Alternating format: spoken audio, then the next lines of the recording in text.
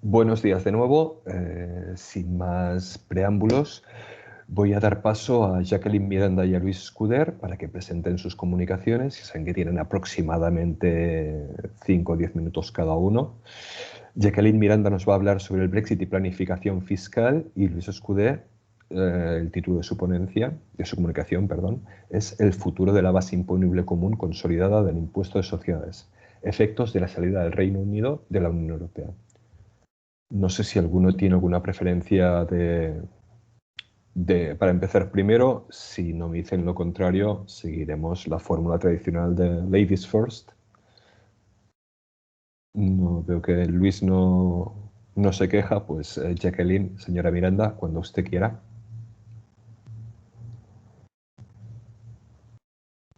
No sé si está ahí, si me oye.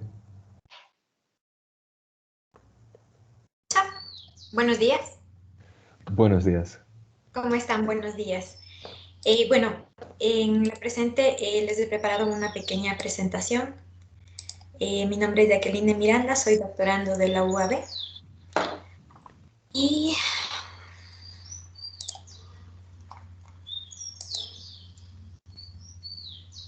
no sé si la pueden ver. Sí, ahora sí, adelante. Perfecto. Bueno, en esta pequeña comunicación les hablaré acerca del Brexit y la planificación fiscal.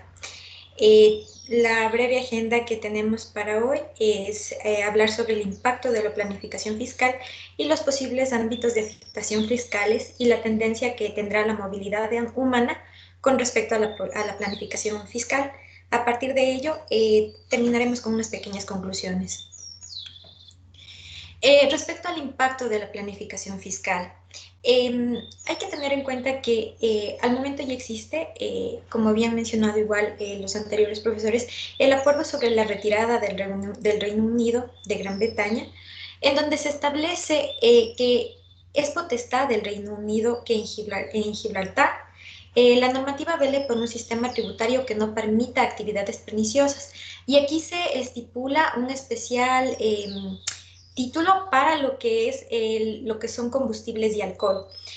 Hay que también tener en cuenta que dentro de este proceso de impacto que se tendrá y que se debe ya estar teniendo, es hablar sobre los aspectos fiscales entre los Estados miembros o no de la comunidad. En esto incluye los tipos de contribuyentes, tanto personas naturales, jurídicas y físicas, ¿no? También hay que tener en cuenta que dentro de este impacto, previamente ya hubo una guía sobre el tratamiento y la funcionabilidad. Este proyecto de acuerdo fue en el año 2018. Ahora bien, dentro de lo que son los posibles ámbitos de afectación fiscales y la tendencia de la movilidad humana con respecto a la planificación fiscal, básicamente yo los he encuadrado en dos líneas, las principales y las que van a provenir de estas principales. Como hablaba en este caso la doctora Pontón, al igual que la profesora Zuley, hay el tema de la delimitación del ámbito de aplicación territorial de los impuestos. Así también, también lo que es la fiscalidad del establecimiento de los trabajadores, de que ahora en el tercer estado, porque realmente ya nos referiríamos a un ámbito de derecho internacional, habría que, dentro de los parámetros que existan o los nuevos lineamientos fiscales que existan, determinar este tema con el fin de generar una eficiente tributación. Así también, en este tema de empleados, ahora también tenemos la parte de lo que son los bienes en el mercado, los traslados y su fiscalidad, así como los procedimientos aduaneros. En este aspecto, esto se podría remitir tanto a lo que son transferencias de bienes o también la prestación de lo que son servicios y cómo se tributaría en aduanas de estos procedimientos, cuál sería la afectación en este aspecto. Así también, compartiendo con el criterio del doctor Fernández, hablaba también a él acerca de los impuestos, tanto los directos como los indirectos, acerca del IVA, del impuesto a la renta de personas físicas, del impuesto a la renta de sociedades. También un punto relevante que también va a tener una afectación es la imposición de las rentas inmobiliarias, en donde aquí habrá que cuidar mucho el tema de que sean lícitas, de que se establezca la tributación en territorio y no se preste a malversaciones en este aspecto. Así también la fiscalidad de los beneficios empresariales. Esto con el motivo de que probablemente exista una línea o una tendencia en donde los diferentes tipos de contribuyentes decidan establecer la matriz en un lugar más beneficioso para su fiscalidad.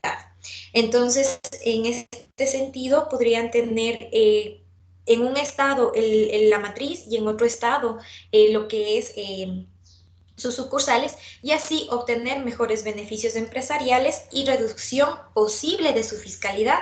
En este caso, planificando fiscalmente todo su esquema tributario con el que pretenden alcanzar.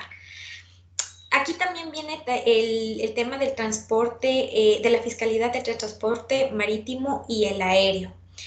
Estos dos últimos los podemos encontrar dentro del convenio de doble imposición, de los convenios de doble imposición, en el especial el de España con Reino Unido. A partir de todos estos anteriores, se desprenden otras líneas que igual van conexas a las anteriores y son los nexos o donde desencadena de cierta manera lo que ya hemos conversado. Aquí tenemos lo que son la fiscalidad de las empresas asociadas respecto a lo que indicaba. La migración o el nuevo posicionamiento de la empresa matriz y de las sucursales. Así también la fiscalidad de los dividendos, la fiscalidad de los intereses, de los cánones de arrendamiento, así como también lo que es propiedad intelectual, las ganancias de capital, las participaciones de consejeros, a artistas y deportistas y las de pensiones. Todas estas últimas se encuentran ya atañadas dentro del convenio de doble imposición de España con el Reino Unido. Un poco para terminar sobre este tema, dentro de lo que es el Brexit y la planificación fiscal, hay que tener presente que hay plena autonomía de la voluntad, como mencionaba el profesor Miguel Ángel, y que a partir de ello las personas son libres para que puedan aplicar cualquier tipo de movilidad y también la elección de la ley. Pero claro, hay que tener muy presente lo que él mencionaba, el tema de que cuando esto se vulnera y cuando llega a la tendencia de ser algo ilícito. Ahora, tenemos sí limitaciones a estas planificaciones, tanto en el acuerdo, en los convenios de doble imposición y en las directivas que habían mencionado los docentes. Pero también hay que tener en cuenta que existe un catálogo doctrinario ofertado en donde en este catálogo hay limitaciones, pero también hay puertas abiertas para que se den muchas tendencias que pueden por un lado ser positivas y por otro lado pueden ser negativas.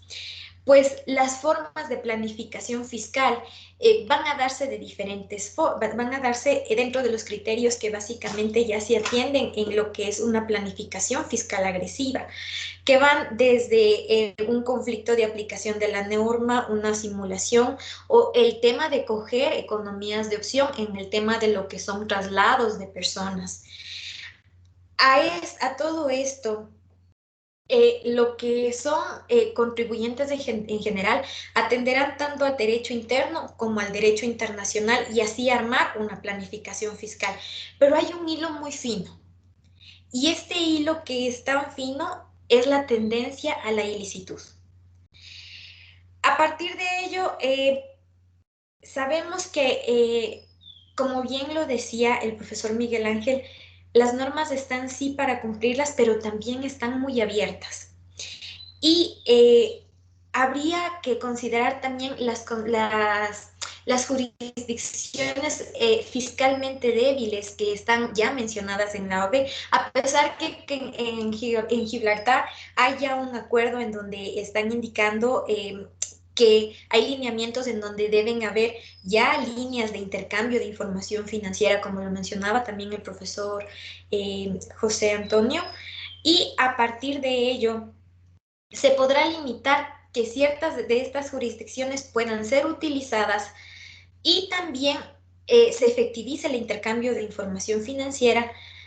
Se pueda proceder tal vez, porque no podemos negarnos a que exista una planificación fiscal, la habrá, pero habría que limitarla para que no exista una ilicitud en esta planificación fiscal. Eso con respecto a mi exposición. Yo les agradezco mucho por su atención y muchísimas gracias. Gracias a usted por intervenir y ajustarse al tiempo. Y le doy la palabra a Luis Escuder, si está con nosotros. Estoy buscándole por aquí. ¿Sí? Buenas. Sí, adelante, te oímos. Sí. Soy Luis Escuder, doctorando en la Universidad Autónoma de Barcelona. Bueno, mi comunicación, la comunicación que he presentado tiene el objetivo de ver el efecto que tiene la salida del Reino Unido en la progresión de la base imponible común consolidada del impuesto de sociedades. Como introducción a la BICIS, que bueno, la voy a llamar BICIS para abreviarlo, la primera propuesta directiva se presentó en 2011 con el objetivo de eliminar obstáculos fiscales existentes en el mercado interior, principalmente los costes de cumplimiento suplementarios derivados de la actividad internacional, la doble imposición, la no imposición, la planificación fiscal agresiva y la tributación excesiva.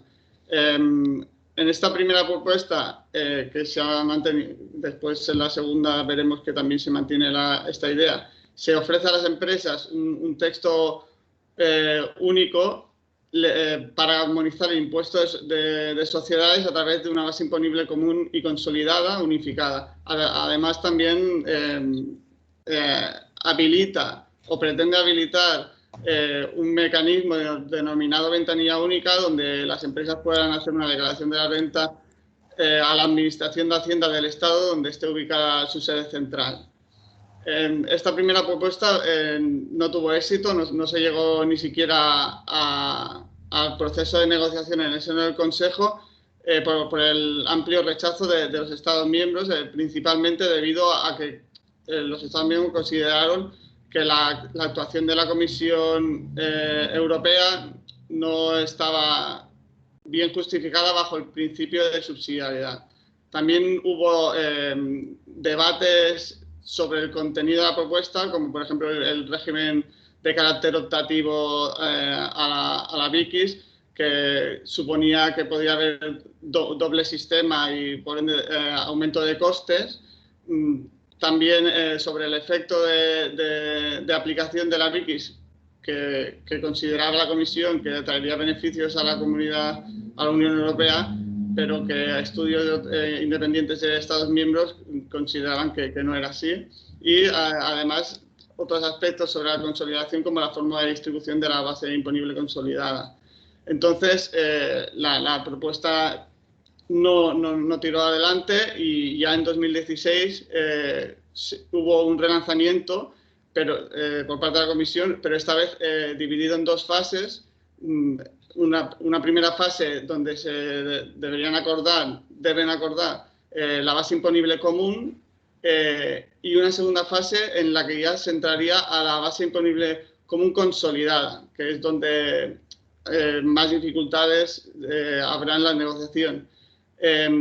Aunque también en esta primera fase hay elementos polémicos. Principalmente se mantiene el hecho de que hay estados que no aceptan la actuación de la Comisión Europea por considerar que no se cumple con el principio de subsidiariedad que antes he comentado. Además, bueno, esta segunda propuesta también amplía medidas antielusión, que ya se recogían algunas de la primera propuesta, y bueno, al parecer ha tenido mejor aceptación y ahora se encuentra en en periodo de negociación en el Consejo. Frente a la Vikis, el Reino Unido ha tenido una posición clara desde el principio, desde la primera propuesta y lo ha reafirmado en la segunda propuesta, que es estar en contra. Bueno, se ha presentado como uno de los Estados miembros en contra de la actuación de la Comisión Europea bajo el principio de subsidiariedad, y siendo importante ya que se trata del Estado miembro con más peso político y económico en este bloque. Entre los motivos que exponía el Reino Unido mediante opinión razonada, que es un mecanismo que se contempla en el protocolo número 2 de la aplicación de los principios de subsidiariedad y proporcionalidad. Estos motivos el Reino Unido ha considerado que no se cumple con este protocolo, ya que no hay argumentos de la Comisión que son basados en supuestos, que no son argumentos, digamos, muy rigurosos. También cuestiona la evaluación del impacto de la implementación de la Vikis, además de que considera que los costes administrativos aumentarían, al contrario de lo que argumenta la Comisión Europea. Pero a destacar está la posición del Reino Unido y de los otros Estados miembros que están en esta línea, que es al considerar que la Vikis afecta directamente a los ingresos fiscales y a las políticas sociales y económicas de los Estados miembros, ya que se les está quitando un poder de decisión sobre la base imponible, y esto interfiere en su libertad legítima respecto al impuesto de sociedades y repercute pues, también en los ingresos fiscales. Además, el Reino Unido plantea desde la primera propuesta, también en la segunda, que hay aspectos que se establecen en la Vikis que podrían perfectamente llevarse a cabo mediante la coordinación informal o mediante soluciones bilaterales, o también en el plano de medidas de antiilusión hacerlo a través de las BEPS de la OECD. Además de también comentar que el sistema es rígido al necesitar unanimidad para reformarse y bueno, comenta que es mejor tratarlo de forma coordinada individualmente por los estados de manera bilateral. Ahora mismo lo que se puede ver de la evolución en la progresión de la Vikis es que desde la primera propuesta a la segunda ha habido una progresión. En la primera propuesta no se llegó ni a negociar en el seno del Consejo. En esta segunda propuesta están en negociaciones y aquí me surge la duda, la cuestión de que si esta progresión, además del nuevo enfoque de la Comisión de haber dividido la propuesta directiva en dos fases, en dos propuestas directivas, de haber establecido el régimen obligatorio para determinadas sociedades de un determinado tamaño y otros cambios que ha hecho, si la salida del Reino Unido ha tenido que ver también en facilitar que se inicien estas negociaciones, ya que al ser un Estado miembro con tanto peso político y económico dentro de la Unión Europea, la presión que puede hacer, sobre todo en temas de legislación que perjudica la soberanía de los Estados miembros, en esta segunda propuesta yo me pregunto si esta presión, bueno, deduzco que no ha existido porque justamente ha coincidido con el Brexit, las negociaciones de salida del Reino Unido de la Unión Europea, y entiendo que no se pueda, si las subieron en el 2011, pues que en esta ocasión no las ha habido y pueda haber facilitado, aunque no me atrevo a afirmarlo, ya que es difícil poder demostrar, ¿no? Este hecho, o por lo menos no he podido demostrarlo yo. Entonces, por parte de la Comisión, la idea, la Vikis sigue siendo una prioridad enmarcada en el ámbito de actuación del mercado común como una de las 6 prioridades que se ha establecido desde el 2019 al 2024 con la nueva comisión de von der Leyen. Entonces, yo entiendo que sí que se van a seguir con los trabajos de negociación, aunque están actualmente estancados desde noviembre del 2019, que pueden haber 2 elementos que hayan hecho de este estancamiento, que es la entrada de la nueva comisión y el COVID. Entonces, veremos a ver si en el 2021 se reanudan estas negociaciones y hacia dónde hacia dónde progresa la BICIS, ¿no? Entonces, respecto a la salida del Reino Unido, el efecto directo que tiene sobre la progresión de la BICIS es claramente sobre sus derechos de voto, ¿no?, del Reino Unido. La BICIS está tramitando a través del procedimiento legislativo especial de consulta y está fundamentada en el artículo 155 del Tratado de Funcionamiento de la Unión Europea, que requiere unanimidad para la aprobación de las directivas fundamentadas en este artículo.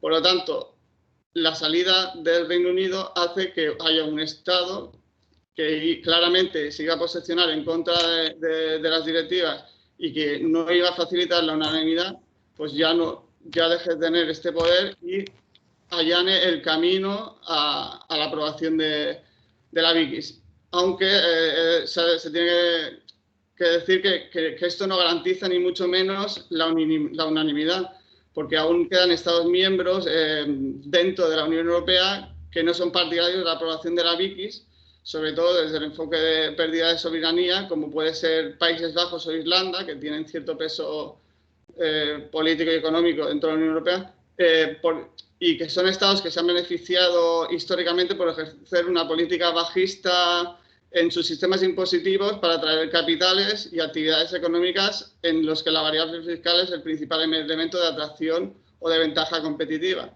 Entonces, veremos cómo la Comisión y los Estados miembros a favor de esta propuesta, mediante negociación en el Consejo, consiguen, pues, al final llegar a una unanimidad. Veremos a ver.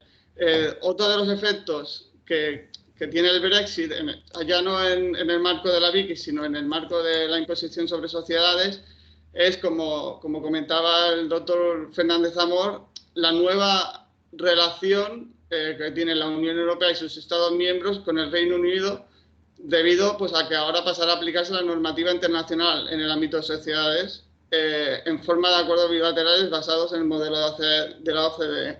Entonces, aquí, en la línea de lo que yo estoy trabajando en mi tesis doctoral, me surge la cuestión de que en base a esto y del futuro que puedan, de las relaciones entre Reino Unido y Unión Europea y sus Estados miembros, de si los elementos principales de la BICIS pueden abordarse individualmente por cada Estado de forma más eficaz mediante coordinación internacional dentro de la estrategia de la OCDE con los BEPS o no,